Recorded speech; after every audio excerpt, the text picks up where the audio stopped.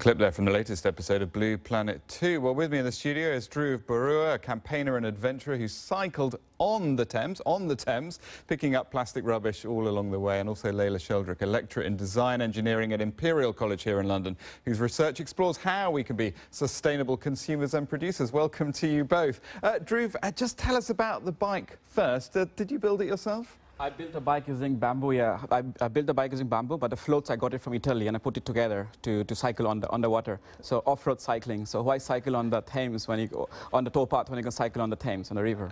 Does it work well? I think you had I think at the beginning it was a little unsteady, is that right? Yeah, day one was quite a nightmare. It was raining like hell, and then I was trying to get the bike off the pontoon, and then the bike went over and it toppled over. And I was thinking for 10 seconds, then this project is over. And because the bike is made of bamboo, I could see bubbles coming out of the water as well. I thought, this is it, my project is over. It was raining and I was in the mud, but I could go deep down to the water and get it back. I was like, yeah. Perfect. And so you've got the floats. The rest of it looks pretty much like a normal bike, but crucially you have those two nets, and that's where you pick up the plastic. So give us an idea of, on a sort of typical journey when you're actually on the Thames, how much stuff do you pick up? I picked up on a typical day was around 63 plastic items. So that was a combination of plastic bottles, flip-flops, single-use plastics, chocolate packets, crisp packets, milk bottles, Tesco bags. Then we have chicken breast still in the packet, chairs, and all sorts of plastic. Were you surprised at how much rubbish there was? I was surprised, yes. I was surprised because when I was in the beginning of the Thames in Lechlade in Gloucestershire, it was so rural, and I was really surprised that in the middle of this beautiful countryside, I have this plastic bottle on the water. I was so surprised. I never expected to find so much plastic there. Near the urban areas, I expected it, but it was obviously more than I expected.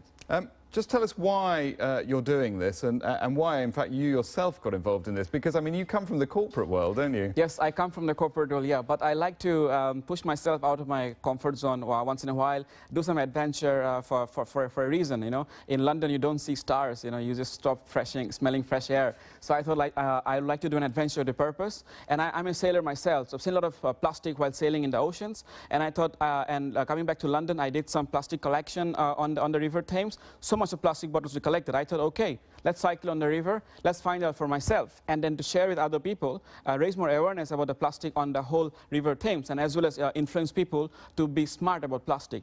Let me bring in Layla Sheldrick at this point. Why have we become so dependent on plastic? I mean, it is very convenient, isn't it? It's very convenient, yeah. Very useful. Even the food packaging that you mentioned that we typically find in the waterways as the pollutant is doing its job very well, which is why it's become so ubiquitous. It's lightweight, isn't it? Which means transportation, at least, uses less energy, I suppose. Yeah, it's lightweight, it's cheap. It helps us preserve food for longer so that we have less food waste in our society. It helps us transport food long distances so that we can get it where we wouldn't normally have it. But as we've seen, not just in the Thames, but of course in the oceans, it's causing huge problems. So what are the alternatives? It is.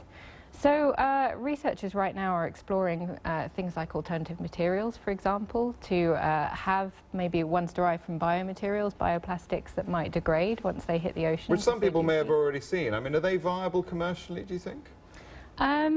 Historically, they haven't been. We're working on alternatives that could be. They are only as viable as customers are willing to pay for them. Right, so there will always be an extra expense. Not always. It's to do with volume as well.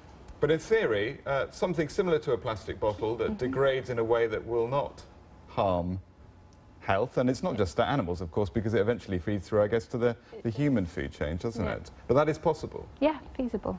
Yeah. Have you, Dhruv, I mean, after what you've seen in the Thames, have you changed your personal habits? Because I guess the best way to reduce the amount of plastic is to stop using it. Absolutely, yeah. So obviously, I cannot, it's such an amazing material, you know. If I had a nuclear waste, I could put them in my plastic bag because it's not going to degrade for ages over.